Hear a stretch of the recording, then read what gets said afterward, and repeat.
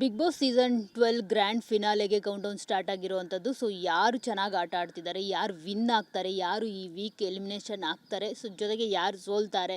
Of course ಎಲ್ಲರೂ ಗಿಲ್ಲಿ ಗಿಲ್ಲಿ ಅಂತ ಹೇಳ್ತಿದ್ದಾರೆ. ಜೊತೆಗೆ ಅಶ್ವಿನಿ ಹವಾ ಕೂಡ ನಡೀತಾ ಇದೆ ಈಗ. ಸೊ ಅಶ್ವಿನಿ ಗೆಲ್ತಾರಾ, ಗಿಲ್ಲಿ ಗೆಲ್ತಾರಾ, ಅಶ್ವಿನಿ ವರ್ಸಸ್ ಗಿಲ್ಲಿ ಅನ್ನೋ ಥರ ಆಗೋಗ್ಬಿಟ್ಟಿದೆ ಬಿಗ್ ಬಾಸ್ ಈಗ. ಸೊ ಇದ್ರ ಬಗ್ಗೆ ಮಾತನಾಡೋದಕ್ಕೆ ನಮ್ಮ ಜೊತೆ ಬಿಗ್ ಬಾಸ್ ಮಾಜಿ ಸ್ಪರ್ಧಿ ಪ್ರಶಾಂತ್ ಸಂಬರ್ಗಿ ಅವರಿದ್ದಾರೆ. ಸೊ ಅವ್ರನ್ನ ಮಾತನಾಡ್ಸೋಣ, ಅವ್ರು ಏನು ಹೇಳ್ತಾರೆ, ಅವರ ಒಪಿನಿಯನ್ ಏನಿದೆ ಸದ್ಯದ ಮಟ್ಟಿಗೆ ಅಂತ ಹೇಳ್ಬಿಟ್ಟು. ಸೊ ಈಗ ಆಲ್ರೆಡಿ ಹಿಂದೆ ಕೂಡ ಅವರು ಒಂದಷ್ಟು ಒಪಿನಿಯನ್ ಹೇಳಿದರು ಬಿಗ್ ಬಾಸ್ ಕಂಟೆಸ್ಟೆಂಟ್ಗಳ ಬಗ್ಗೆ.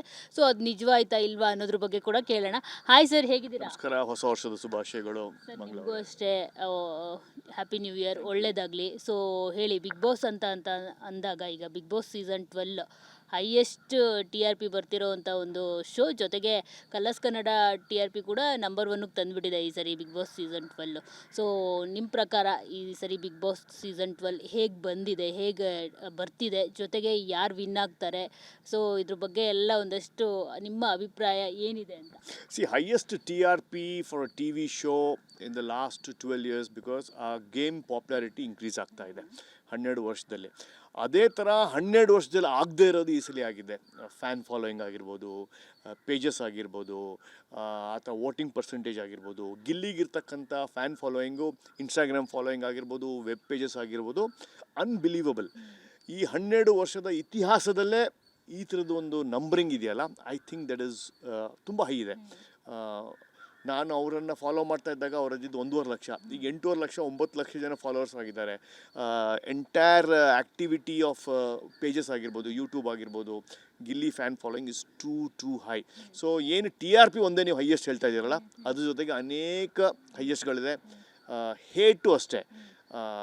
ಯಾರಿಗೆ ಅಶ್ವಿನಿ ಅವರಿಗೆ ಏನು ಹೇಟ್ ಇತ್ತು ಅದೀಗ ಸ್ಲೋ ಆಗಿ ಕನ್ವರ್ಟ್ ಆಗ್ತಾ ಇದೆ ಫಾರ್ ಪಾಸಿಟಿವ್ ಥಿಂಗ್ಸ್. ಸೊ ಎಲ್ಲವೂ ಒಂದು ಹೊಸ ಮೈಲ್ಗಲ್ಲು, ಹೊಸ ಅಚೀವ್ಮೆಂಟು, ಹೊಸ ಲ್ಯಾಂಡ್ಮಾರ್ಕ್ ಸೆಟ್ ಆಗ್ತಾ ಇದೆ. It's all because of the game which is getting popular, with the game which is getting traction. ಮನೇಲಿ ಡಿಸ್ಕಷನ್ ಆಗ್ತಾ ಇದೆ, ಚರ್ಚೆಗೆ ಹೆಚ್ಚು ಗ್ರಾಸ ಆಗ್ತಾ ಇದ್ದಂಗೆ ಅದು ಮನೇಲಿ ಇನ್ವಾಲ್ವ್ಮೆಂಟ್ ಜಾಸ್ತಿ ಆಗ್ತಾ ಇದೆ. So Bigg Boss 12 has created lot of things. ನೀವು 10 ಮತ್ತು 11 ನೋಡಿದಾಗ ಗಲಾಟೆ ಎಲಿಮೆಂಟೇ ಇರಲಿಲ್ಲ, ಡಿಸ್ಕಷನ್ ಎಲಿಮೆಂಟೇ ಇರಲಿಲ್ಲ.